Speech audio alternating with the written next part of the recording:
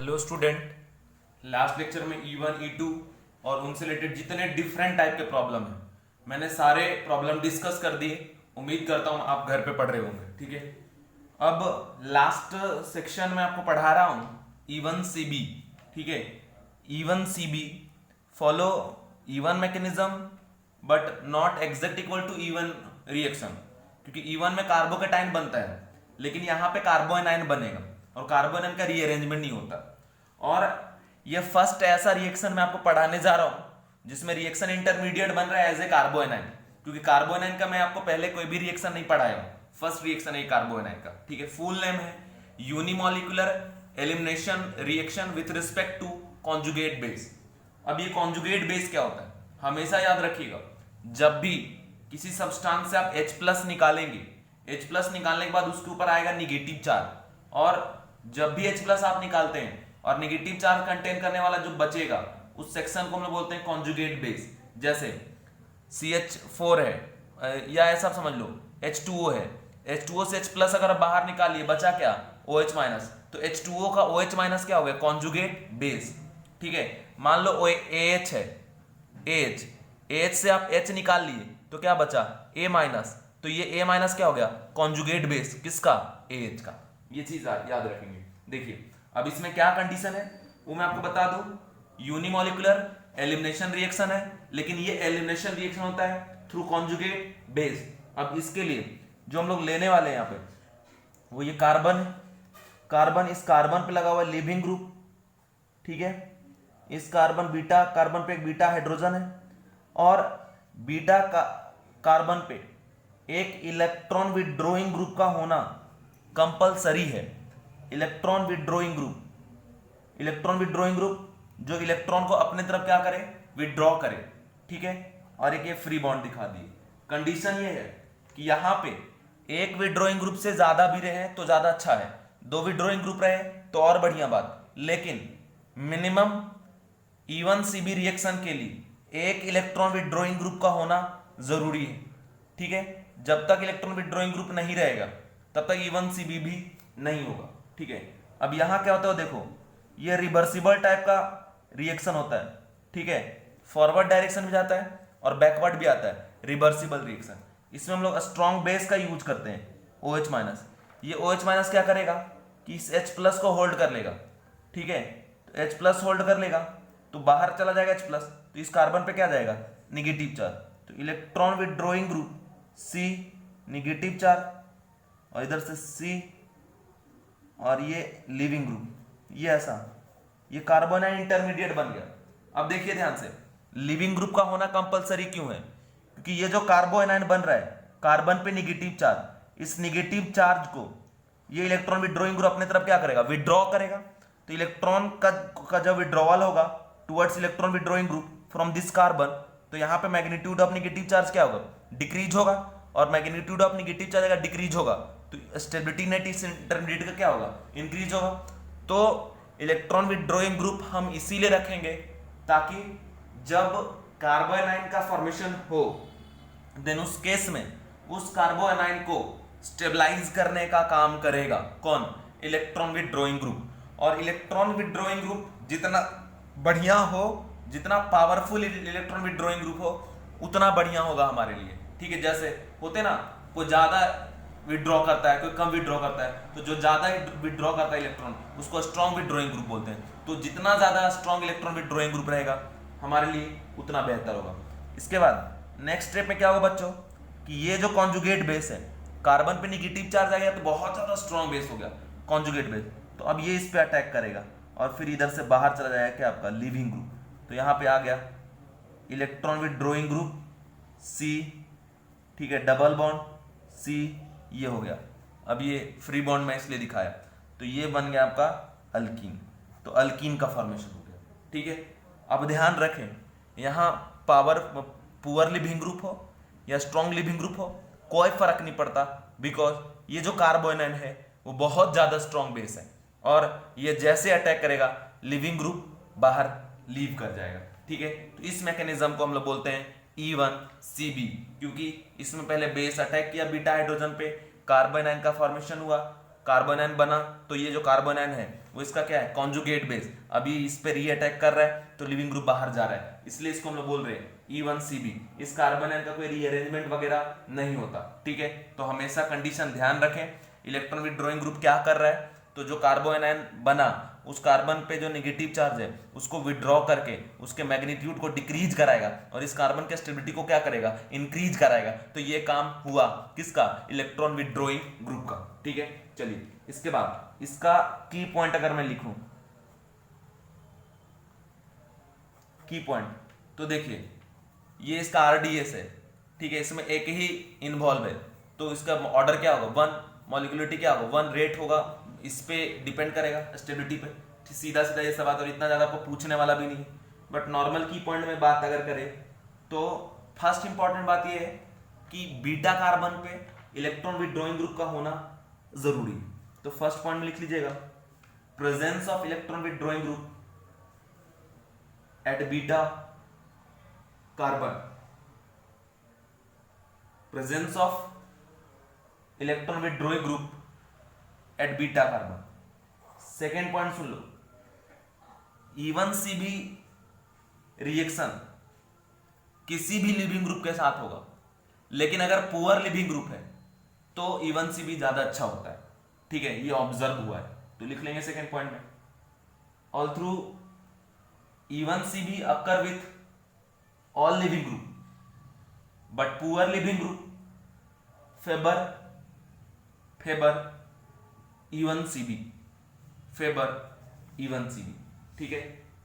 अब E1CB का mechanism किस तरीके से है वो मैं आपको बता दिया कि बीटा हाइड्रोजन को होल्ड किया, नेगेटिव चार्ज यहां बना, ये कॉन्जुगेट बेस, बाद में रीअटैक करके लिविंग ग्रुप बाहर निकलेगा। एक दिक्कत अब यहां आता है, दिक्कत यह है कि E1CB मैकेनिज्म में, ठीक है, और E2 मैकेनिज्म बहुत कुछ सिमिलर है। जैसे E1CB में हम लोग स्ट्रॉन्ग बेस यूज कर रहे हैं, E2 में भी स्ट्रॉन्ग बेस यूज करते हैं। E2 में क्या होता है कि ये अटैक करता है, कार्बन आयन नहीं बनता, ये भी ट्रांजिशन स्टेट के थ्रू लिविंग ग्रुप बाहर चला जाता है एक ही स्टेट में, वहां कार्बन आयन नहीं बनता, ठीक है। लेकिन अगर कार्बन आयन बना तो फिर कौन सा रिएक्शन होगा, E1CB। लेकिन सब कुछ सेम है और कार्बन आयन का फॉर्मेशन नहीं हुआ तो कौन सा रिएक्शन होगा, E2 रिएक्शन। मतलब सीधा बात है, E1CB में और E2 में बहुत क्लोज कंपटीशन है, ठीक है। तो अब हम कैसे पता कर पाएंगे कि E1CB हो रहा है या E2 हो रहा है। तो एक बात हमेशा ध्यान रखिएगा कि कुछ ना कुछ आपको ऐसा कंडीशन जरूर दिया रहेगा जिसके हिसाब से आप ये पता कर पाएंगे कि कार्बन आयन बन रहा है या नहीं बन रहा, ठीक है। और एक बात याद रखें कि अगर कार्बन आयन का फॉर्मेशन हो रहा है एज ए इंटरमीडिएट तो पक्का है कि वहां पे E1CB हो रहा है, क्योंकि E2 के केस में कार्बन आयन नहीं बनता था, H+ ज्यादा था, ये इधर अटैक करता था, एक ही स्टेप में लिविंग ग्रुप लीव कर जाता था, ठीक है। तो उसके लिए एक एविडेंस है, एक रिएक्शन है, एक एक्सपेरिमेंट है। वो एक्सपेरिमेंट मैं आपको बता रहा हूं कि E1CB के फेवर में क्या एविडेंस रिप्रेजेंट किया गया, वो मैं आपको एविडेंस बताता हूं, ठीक है। अब कंडीशन ध्यान से देखिए, एविडेंस में बस सिर्फ कुछ भी करके अगर ये प्रूफ हो गया कि कार्बन आयन बन रहा है, मतलब सीधा बात E1CB हो रहा है। अगर कार्बन आयन नहीं बन रहा है मतलब E1CB नहीं हो रहा है, फिर वहां पे E2 होगा, क्योंकि उसमें भी सीधा ये अटैक करेगा, इधर अटैक करेगा, लिविंग ग्रुप लीव कर जाएगा, ठीक है। E2 रिएक्शन तो सिंपल यही है, ठीक है। अब देखो मैं यहां पे आपको बताने जा रहा हूं experimental evidence.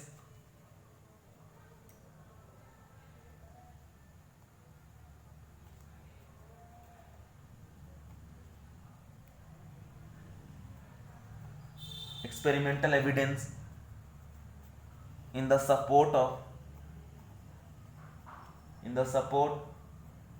of carbon ion formation, ठीक है। और इसमें थीम है डी एक्सचेंज। डी के मतलब क्या, ड्यूटेरियम, ठीक है। हाइड्रोजन होता है प्रोटियम और हाइड्रोजन के आइसोटोप होता है ना ड्यूटेरियम, वही डी। अब इसमें क्या कंडीशन है वो देखो, कंडीशन ये है कि हमने इस रिएक्शन में क्या बताया कि ये रिएक्शन क्या है, रिवर्सिबल, कि मतलब ये जैसे फॉरवर्ड जाएगा वैसे ही फिर किधर जाएगा, बैकवर्ड भी जा सकता है, ठीक है। मतलब ये जो कार्बन आयन है इसको अगर H मिल गया तो H होल्ड करके फिर से वापस ये रिएक्टेंट ही बन जाएगा, ठीक है। अब यहाँ पे कंडीशन देखिए, कंडीशन क्या है। सबसे पहले हमने ले लिया C E W G H leaving group, ठीक है। यहाँ OH माइनस, और इस OH माइनस या OH माइनस ना लेके हम ये लिए ETO माइनस, ठीक है, बहुत स्ट्रॉन्ग बेस, ठीक है। अब साथ ही साथ हम इसका यूज कर लिए ETOH नहीं ETOD, ड्यूट्रो इथेनॉल का। ETOH मतलब इथेनॉल, और ETOD मतलब ये भी इथेनॉल ही है, अल्कोहल ही है, बट यहाँ हाइड्रोजन की पोजीशन पे क्या है, ड्यूट्रो है, ड्यूट्रियम, इसलिए इसको क्या बोले, ड्यूट्रो इथेनॉल। अब होता ये है कि अगर ये यहां अटैक करेगा तो ये H+ बाहर चला जाएगा। कंडीशन आ गया EWG CH, ठीक है, H तो बाहर चला गया, यहां पे आ गया निगेटिव चार्ज C, और ये लिविंग ग्रुप, ठीक है, H बाहर चला गया, यहां निगेटिव चार्ज। अब आगे कंडीशन ये है कि अगर ये यहां पे अटैक करता है तो ये लिविंग ग्रुप कहां जाएगा, बाहर, ठीक है। तो प्रोडक्ट बन जाएगा EWG डबल बॉन्ड C और ये अल्कीन। और साथ ही साथ यहां पे एक और प्रोडक्ट ऑब्जर्व हुआ है। प्रोडक्ट एक्सपेरिमेंटल कंडीशन में ये देखा गया, एक प्रोडक्ट और मिल रहा था EWG C D और C और ये LG। ये प्रोडक्ट कैसे मिला, ये सोचना है हमें। अब देखो, जैसे ये रिएक्शन अगर बैकवर्ड जाता, H+ को होल्ड करता तो सेम इसमें पहुंच जाता, लेकिन इसने क्या किया है कि इस ETOD से ये जो D है उस D को होल्ड करके इसमें कन्वर्ट हो गया, मतलब ये वापस रिएक्टेंट पे पहुंच गया, लेकिन अभी H नहीं है, इसके पास क्या है, D। ये कंपाउंड का बनना इस बात का सबूत है कि इंटरमीडिएट में कार्बोनाइन बन रहा है। अगर कार्बोनाइन नहीं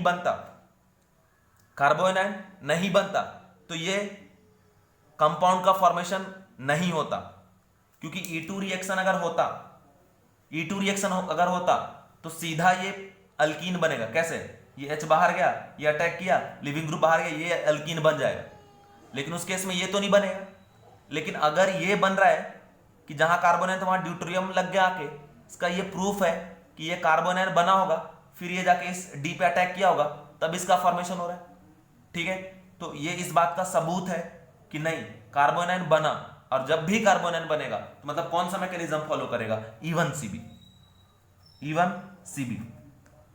अदरवाइज ये तो जो स्ट्रॉन्ग बेस है इसके प्रेजेंस में तो E2 रिएक्शन हो जाता है, ठीक है। तो ये कंडीशन ध्यान रखिएगा, ये कुछ ना कुछ कंडीशन है, कुछ ना कुछ इंफॉर्मेशन है जो आपको जरूर बताएगा कि कार्बोनाइन बन रहा है या कार्बोनाइन नहीं बन रहा है, ठीक है।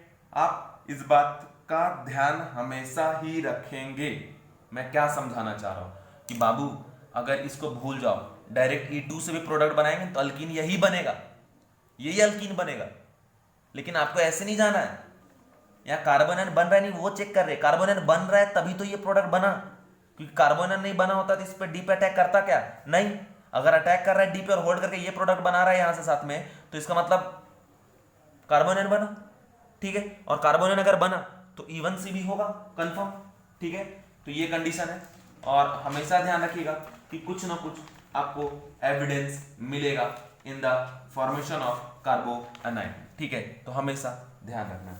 अब मैं आपको कुछ एग्जांपल बताने जा रहा हूं E1CB का, कुछ पॉपुलर प्रॉब्लम, ठीक है। फर्स्ट है Cl Cl H C F F और ये F, ठीक है, ये कंडीशन। अब यहां पे मैं स्ट्रॉन्ग बेस यूज कर लिया OH माइनस, ठीक है। देखिए ये क्या है EWG, ये क्या है EWG, तो बीटा पोजीशन में दो EWG लगा हुआ है, ठीक है। और ये सबसे पॉपुलर प्रॉब्लम है E1CB का। इस H को होल्ड करेगा, ठीक है, तो होल्ड करने के बाद बनने लगा Cl C Cl negative charge C F F F, ठीक है।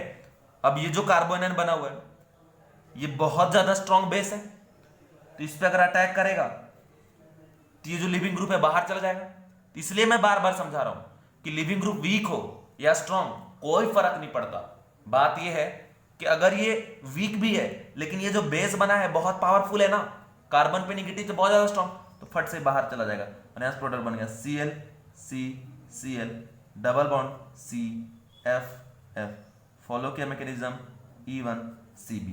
सबसे ज्यादा पॉपुलर प्रॉब्लम, ये जो ग्रुप है यहाँ पे ये क्या लगाएगा, माइनस आई इफेक्ट, क्योंकि हेलोजन का माइनस आई इफेक्ट सबसे ज्यादा पॉपुलर होता है, सबसे ज्यादा पावरफुल होता है, तो माइनस आई इफेक्ट के थ्रू इस नेगेटिव चार्ज को स्टेबलाइज करेगा। ठीक है, इसलिए इलेक्ट्रॉन विड्रॉइंग ग्रुप का होना जरूरी है। सेकेंड एग्जाम्पल मैं बच्चों आपको बता रहा हूं, ध्यान से देखना, ये जो एग्जाम्पल करा रहा हूं ना एग्जाम में भी यही आएगा, कहीं पूछा तो यही आएगा अबाउट E1CB। बोर्ड्स में तो आने वाला है नहीं, कभी अगर पूछा तो नीट में या JEE में पूछेगा। ये सारे स्पेशल टॉपिक हैं वो नीट और JEE के लिए हैं। ठीक है, दूसरा एग्जाम्पल ये है NH3 positive charge CH2 CH2 NO2। ठीक है, यहाँ पे हमने यूज किया ETO माइनस का, ठीक है, और साथ में ETOD का। ठीक है, अब यहां पे एक प्रोडक्ट दिया हुआ था इसमें, ठीक है, ऐसा दिया था NH3 CH2 CD2 NO2। ठीक है, तो ये साथ में दिया था, साथ में बोला था एक और इसका प्रोडक्ट लिखो, तो ये इस बात का सबूत है कि ये कार्बन आयन बना होगा, कार्बन आयन बनने के बाद इस D को होल्ड किया होगा, तब यहाँ पे हाइड्रोजन, दो हाइड्रोजन रिप्लेस हुआ किस चीज से, ड्यूटेरियम से। अगर कार्बन आयन नहीं बना होता तो ड्यूटेरियम को एक्सेप्ट ही नहीं कर पाता। ठीक है, इसका मतलब E1CB के पाथ को फॉलो कर रहा है। ठीक है, और उसमें भी ये लिविंग ग्रुप ये होगा या ये होगा, या बीटा हाइड्रोजन इसको एज्यूम करेंगे या इसको एज्यूम करेंगे, तो सीधा बात बीटा हाइड्रोजन उसको एज्यूम करेंगे जहां पे पावरफुल इलेक्ट्रॉन विड्रॉइंग ग्रुप होगा। NO2 और NH3 प्लस में पावरफुल कौन सा है, NO2 वाला, तो इसलिए इस बीटा हाइड्रोजन को ये E2O माइनस होल्ड करेगा। यहाँ आएगा निगेटिव चार्ज, निगेटिव चार्ज अगर इस D को होल्ड कर लेगा तो ड्यूटेरियम से रिप्लेस होकर दिखाया गया, तो अगर ये साथ में प्रोडक्ट दिया हुआ है तो इस बात का सबूत है कि कार्बन आयन बना, ऐसे कुछ इंफॉर्मेशन देगा। अब देखो, जैसे यहाँ कार्बन आयन बना होगा फिर ये अटैक करेगा तो ये NH3 कहाँ चला जाएगा, बाहर। ठीक है, बाहर चला जाएगा, तो यहाँ साथ में एक और प्रोडक्ट कौन सा बन जाएगा, प्रोडक्ट बन जाएगा आपका CH2, ठीक है, डबल बॉन्ड CH और साथ में क्या आपका NO2, ये इसका एक प्रोडक्ट अल्कीन की कंडीशन। ठीक है, अल्कीन की तरह। तो जो कंडीशन है उस कंडीशन को आपको ध्यान रखना पड़ेगा। ठीक है, चलिए नेक्स्ट प्रॉब्लम मैं आपको दिखा रहा हूं, एग्जाम्पल 3। इसमें है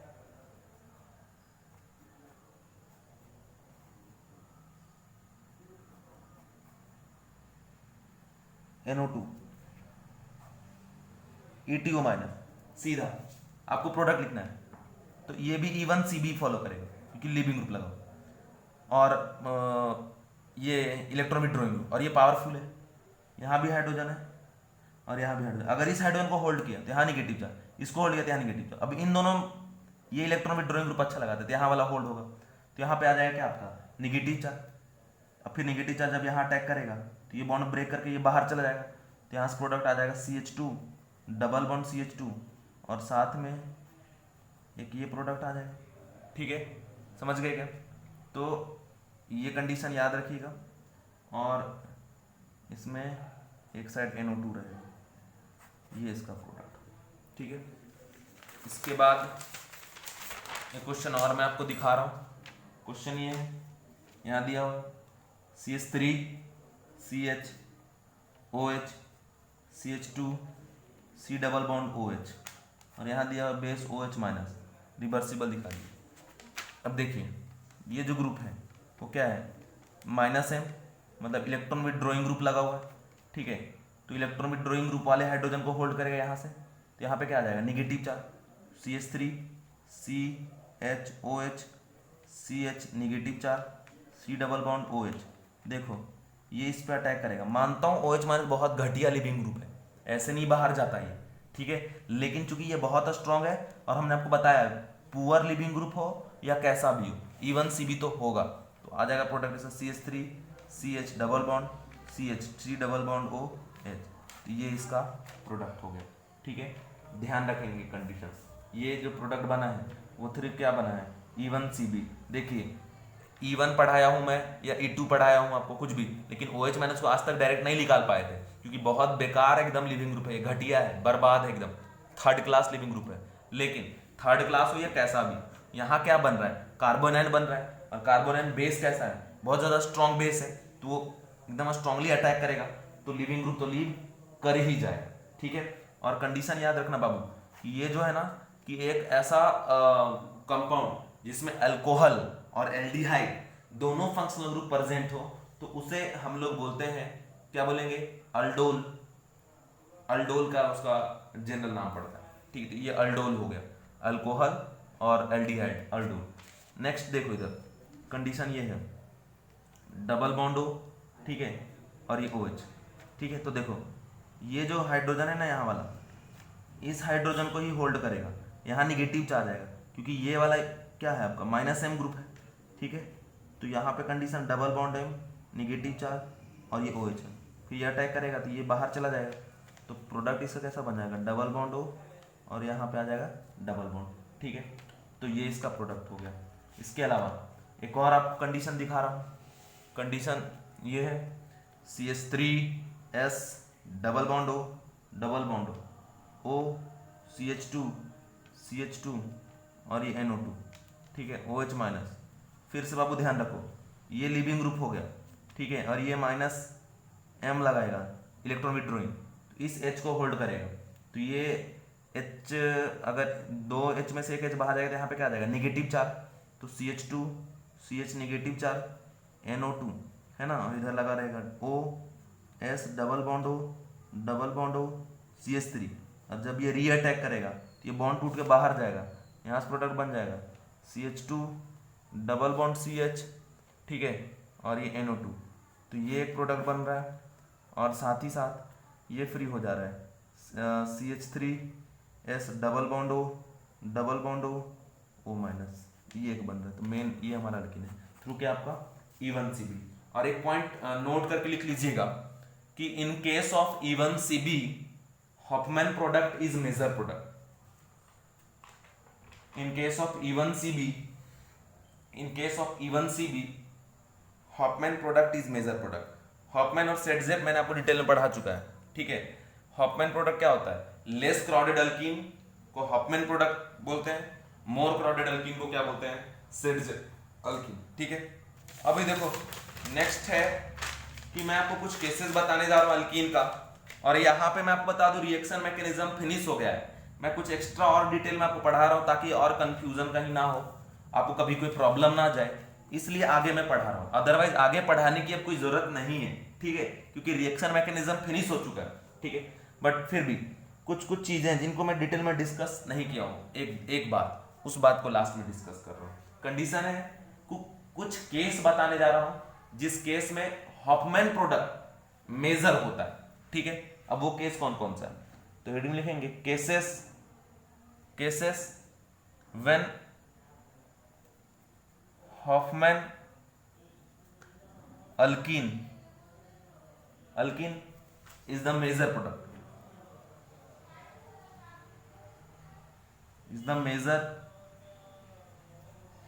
product, cases when Hofmann alkene is the major product. ठीक है, अब आपको याद होगा मैंने आपको एक टेबल बनवाया था।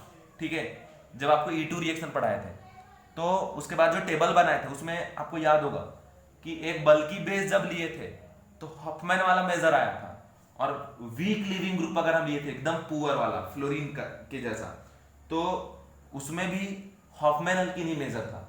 बाकी के केस में क्या था कि सेटजेप प्रोडक्ट मेजर होता है। ठीक है, तो यहां पे केस वन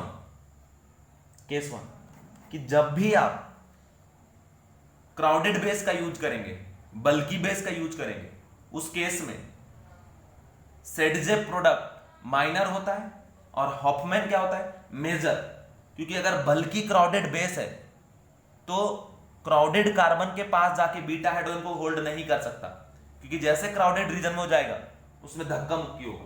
ठीक है, तो वो उस बीटा हाइड्रोजन को होल्ड करता है जो लेस क्राउडेड होता है, और अगर लेस क्राउडेड बीटा हाइड्रोजन को होल्ड किया तो लेस क्राउडेड अल्कीन भी बनेगा, और लेस क्राउडेड अल्कीन ही उसका मेजर होगा।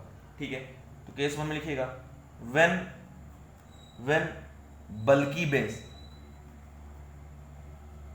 Base is used, when bulky base is used. ठीक है, अब कौन कौन से ऐसे बल्की बेस हो सकते हैं, बहुत सारे हो सकते हैं, बट इन जनरल जो ऑर्गेनिक केमिस्ट्री में यूज होता है वो मैं बताने जा रहा हूं। सबसे ज्यादा टर्सरी ब्यूटाइल ऑक्साइड जो सबसे ज्यादा यूज होता है, जिसको रिप्रेजेंट करते हैं TbUO- से। ठीक है, इसको टर्ट ब्यूटाइल ऑक्साइड बोलते हैं, या फिर CH3C CH3O-, सबसे ज्यादा इसी का यूज होता है, बहुत ज्यादा क्राउडेड है। उसके बाद डाई आइसोप्रोपाइलामाइन। ठीक है, डाई आइसोप्रोपाइलामाइन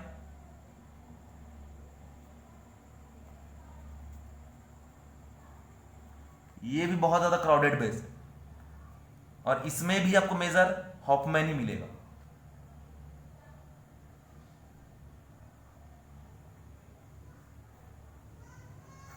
ऐसे भी रिप्रेजेंट करेंगे, या फिर एग्जैक्ट CH3H and CH3H, ये है इसका रिप्रेजेंटेटिव। देखो कितना ज्यादा क्राउडेड है, बहुत बल्कि हो गया। तो कहीं ज्यादा क्राउडिंग वाले रीजन में जाके बीटा हाइड्रोजन को ये होल्ड नहीं कर सकता ना, कि जैसे जाएगा तो ये लार्ज बल्कि ग्रुप धक्का मुक्की करेगा ना, तो इस वजह से। उसके बाद एक और है इसमें, इस सेक्शन में, वो ये है यहाँ लोन पर। ठीक है, ये जो बेस है 2,6 डाई टर्सरी ब्यूटाइल पिरिडीन। ठीक है, का नाम हो जाएगा 2,6 डाई टर्ट ब्यूटाइल पिरिडीन। ठीक है, इन तीनों में से कोई भी अगर यूज होता है बच्चों, तो ऑलवेज याद रखना कि ये हॉफमैन प्रोडक्ट ही मेजर देंगे, मतलब लेस क्राउडेड अल्कीन ही मेजर होगा। ठीक है, एक पॉइंट कर नोट करके लिख लीजिएगा, नोट करके, बल्कि base are preferred to abstract मतलब समझते हैं होल्ड करके बाहर निकालना। बल्कि base are preferred to abstract H plus from less crowded position. That's why Hofmann alkene is the major product. That's why Hofmann alkene is the major product. ठीक है, अब यहां पे मैं कंडीशन आपको बता रहा हूं एग्जाम्पल के थ्रू। 2 एग्जाम्पल लेंगे। फर्स्ट है यहां पे CH3H CH Br CH3। ठीक है, CH3 CH3 CH3 Br और यहां पे H है। ठीक है, अब बात ये, इसको ऐसे भी लिख सकते हैं CH2 और H, ऐसे भी लिख सकते हैं। अब अगर आप यहां पे यूज करते हैं ETO- और हीट, तो देखिए कैसा बेस है, स्ट्रॉन्ग बेस कौन से पाथ को फॉलो करेगा, E2 रिएक्शन। ठीक है, E2 रिएक्शन को फॉलो करेगा। अब कंडीशन आप देखिए, अगर ये ETO- बहुत बल्कि बेस तो है नहीं, ये किसको होल्ड करेगा, इस H को। ठीक है, और इसे दोनों के हिसाब से बनाएगा, लेकिन ये मोर क्राउडेड रीजन में जाएगा तो बहुत धक्का मुक्की तो होने वाला नहीं है। तो अगर ये बीटा हाइड्रोजन होल्ड होगा तो यहाँ पे डबल बॉन्ड आएगा, CH3 डबल बॉन्ड CH3, और साथ में एक और बनेगा, कौन सा, अगर ये हाइड्रोजन होल्ड होता है तो बनेगा CH3H CH double bond CH2। अब देखिए ये लेस क्राउडेड प्रोडक्ट है, तो ये कौन सा हो गया आपका हॉफमैन प्रोडक्ट, और ये कौन सा हो गया सेडजे प्रोडक्ट। और जब ETO- अगर आप यूज कर रहे हैं, ठीक है, और ये बहुत ज्यादा क्राउडेड बेस नहीं है, तो यहाँ का मेजर प्रोडक्ट कौन सा हो जाएगा, सेडजे प्रोडक्ट। ये क्या हो गया मेजर, और ये हॉफमैन प्रोडक्ट कैसा हो गया माइनर। ठीक है, क्योंकि ये बीटा हाइड्रोजन यहां से भी अगर होल्ड करता है तो ज्यादा धक्का धुक्की होगा नहीं, क्योंकि ये कोई बहुत बड़ा बल्कि बेस नहीं है, लेकिन यही सब कुछ है, ठीक है। और अगर आप इसमें यूज कर रहे हैं CH3 C CH3 CH3 O minus, tertiary butoxide का यूज कर रहे, हीट कर रहे हैं, तो E2 रिएक्शन होगा। अभी बाबू यहां जाके अगर होल्ड करता है और यहां जाके होल्ड करता है, अगर इस हाइड्रोजन को निकालेगा तो यहां डबल बॉन्ड आएगा, इस हाइड्रोजन को निकालेगा तो यहां डबल बॉन्ड आएगा। लेकिन अगर यहां निकालने हाइड्रोजन को ये जाता है तो ये जो बल्कि ग्रुप है उसका इन ग्रुप्स के साथ बहुत ज्यादा रिपल्सन होगा, उसके वजह से इस H को निकालने में इसको बहुत दिक्कत होगी। लेकिन ये इजिली यहां से जाके निकाल सकता है क्योंकि ये साइड में हाइड्रोजन है, किनारे से लेके निकल जाएगा। ये लार्ज बल्कि ग्रुप तो है बट इनके पास कोई लार्ज बल्कि ग्रुप नहीं है, ठीक है। तो प्रोडक्ट तो हम दोनों लिखेंगे, CH3C CH3 double bond CH CH3 और plus CH3C CH3 H CH double bond CH2, दो प्रोडक्ट। सेडजेब और हॉफमैन नाम क्राउडिंग के बेसिस पे, क्राउडेड ज्यादा इसीलिए ये सेडजेब प्रोडक्ट, लेस क्राउडिंग इसीलिए Hofmann product, crowding around double bond. लेकिन इसमें ये जो हॉफमैन प्रोडक्ट है वो क्या हो जाएगा, मेजर, और ये क्या हो जाएगा, माइनर। रीजन क्या है कि भाई ये बहुत ज्यादा क्राउडेड है और बहुत ज्यादा क्राउडेड होने के वजह से इसको अच्छे से होल्ड नहीं कर सकता, इजिली होल्ड नहीं कर सकता, ठीक है। ये आपको समझ में आया होगा, ठीक है। तो हमेशा याद रखिएगा, in case of bulky base Hofmann product is major product, in case of bulky base Hofmann product is major product, हमेशा एकदम याद आपको रखना है, ठीक है। एक एग्जांपल मैं आपको और बता रहा हूं, ठीक है। एग्जांपल है, ये 5 मेंबर रिंग है, यहां लगा हुआ है Br, ठीक है।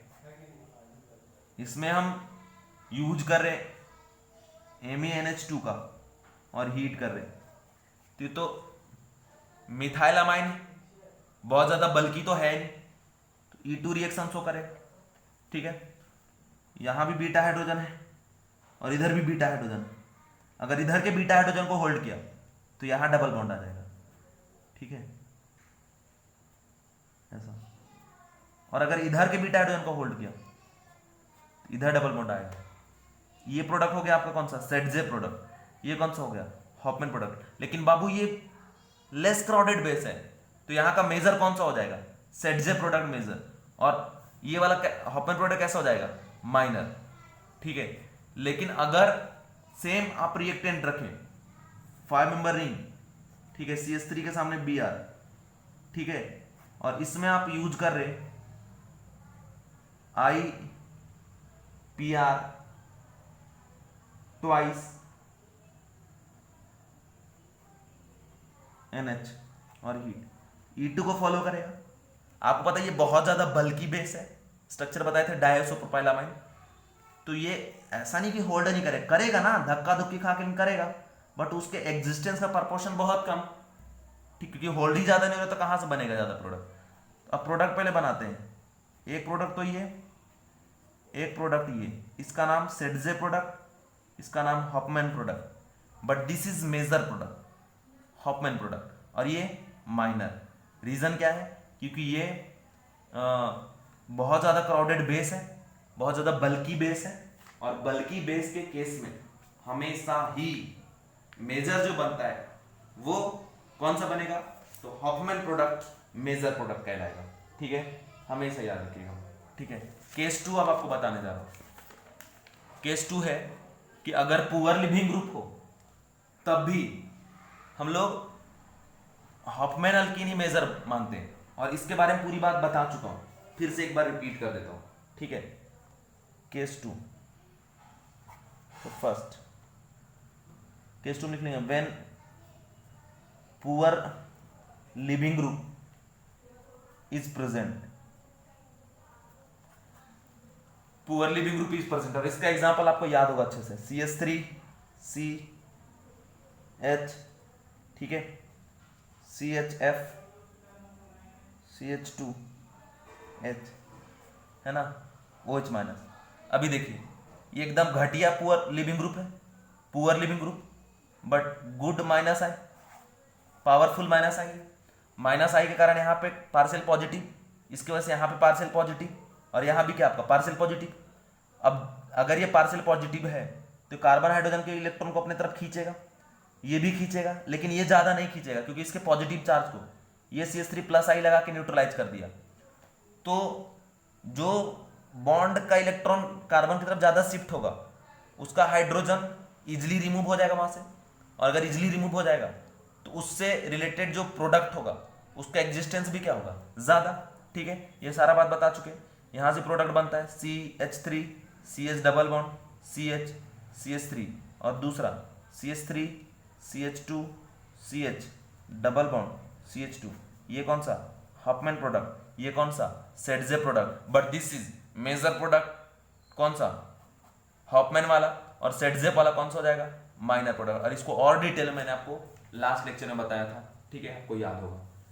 सेकेंड देखो बाबू इसी कड़ी में, ठीक है, वो है टेट्रा अल्काइल अमोनियम हाइड्रोक्साइड का अगर आप यूज करते हैं, ठीक है, और उसको हीट करते हैं तो हम वहां से अल्कीन मिलेगा और साथ में ट्राई अल्काइल अमाइन मिलेगा, और जो अल्कीन बनेगा वो ऑलवेज याद रखना कि हॉफमैन प्रोडक्ट ही चाहिए, हॉफमैन अल्कीन ही चाहिए, लेस क्राउडेड अल्कीन ही मेजर होगा। ठीक है, जैसे यहां दिया है CH3 CH2 H फिर है CH2 N CH2 CH2 H CH3 nitrogen अगर 4 बॉन्ड बनाने के लिए पॉजिटिव चार्ज न्यूट्रलाइज करने के लिए कौन सा आ गया नेगेटिव चार्ज, तो tetra alkyl 1 2 3 4 tetra alkyl ammonium hydroxide. अगर इसको हीट करेंगे, ठीक है, तो हीट करने पे जो प्रोडक्ट मिलेगा वो प्रोडक्ट आपको मिलेगा अल्कीन और साथ में ट्राई अल्काइल अमाइन। और ये जनरल है, जनरल रिएक्शन के थ्रू समझाना हो रहा है ये कि मतलब यही प्रॉब्लम, यही थ्योरी, यही कंडीशन, बस याद रखें यहाँ का मेजर प्रोडक्ट कौन सा होगा हॉफमैन अल्कीन। ठीक है, देखिए ये अल्कीन तो बना नहीं पाएगा, एक ही कार्बन है बेचारे के पास, ये भी अल्कीन नहीं बना पाएगा। अल्कीन यहां से बन सकता है और यहां से बन सकता है। देखिए अगर ये हाइड्रोजन होल्ड होता है तो यहाँ निगेटिव चार्ज आएगा, ये अटैक करेगा यार, फिर इधर से बॉन्ड टूट जाएगा, तो यहाँ कार्बन डबल बॉन्ड कार्बन, ये अगर बाहर जाता है यहाँ डबल बॉन्ड आएगा, तो कार्बन डबल बॉन्ड कार्बन और एक क्या रहेगा CH3, तो ब्रांचिंग तो इसके केस में क्या है ज्यादा और इसके केस में क्या है कम, लेकिन हमको यहाँ पे मेजर कौन सा बनाना है हॉफमैन अल्कीन को, तो इसीलिए ये वाला अल्कीन जो मिल रहा है वो मेरा क्या होगा मेजर प्रोडक्ट। फिर से रिपीट कर रहा हूँ कि जैसे हीट करेंगे तो ये OH माइनस H को होल्ड करेगा, ठीक है, जैसे ही H को होल्ड करेगा ये इलेक्ट्रॉन यहाँ अटैक करेगा तो ये वाला बॉन्ड टूट जाएगा, तो CH2 अल्कीन बना। एक केस ये है कि अगर इस H को होल्ड किया OH माइनस आके तो ये यहाँ अटैक करेगा तो ये बॉन्ड टूटा, तो यहाँ CH डबल बॉन्ड CH2 और साथ में क्या रहेगा CH3, तो इसमें क्राउडिंग तो ज़्यादा है ना, लेकिन हमको प्रोडक्ट मेजर कौन सा मिलता है जो लेस क्राउडेड वाला कंडीशन है, और ये जो कंडीशन आप देख रहे हैं ये कंडीशन कैसा है लेस क्राउडेड, तो इसीलिए ये प्रोडक्ट हमको मिलेगा। तो यहाँ से ये H होल्ड हो जाता है, ये इधर जाएगा, ये इधर, और यहाँ से प्रोडक्ट मिल जाएगा CH3 CH2 CH2N CH3 और साथ में CH2 डबल बॉन्ड CH2।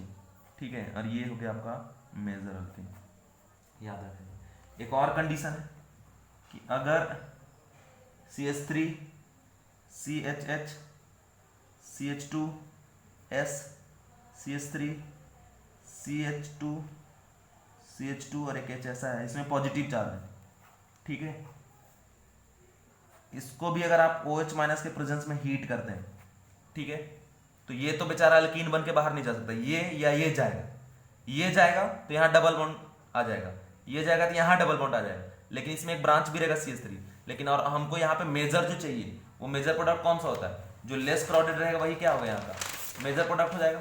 ठीक है, तो अब कंडीशन आप जरा यहाँ देखो कि यहाँ पे क्या होता है कि ये गया तो यहाँ डबल बॉन्ड, अगर ये गया बाहर तो ये अटैक करेगा तो ये यहाँ टूट जाएगा, तो यहाँ डबल बॉन्ड, लेकिन अगर ये गया तो ये अटैक करेगा तो यहाँ टूटेगा, तो ये CH डबल बॉन्ड CH2 और एक CH3, तो ये ब्रांचिंग तो यहाँ ज्यादा रहा, तो हमको तो प्रोडक्ट जो मेजर चाहिए वो क्या होना चाहिए लेस ब्रांचिंग होना चाहिए ना, तो लेस ब्रांचिंग तो यहाँ से मिल जाता है, यहाँ से मेजर हो जाता है CH2 डबल बॉन्ड CH2 और प्लस इसके बाद है CH3 CH2 CH2S CH3, ये हो गया यहाँ का प्रोडक्ट। तो तो इस तरीके से ये 78% बनता है, हमेशा ध्यान रखिएगा।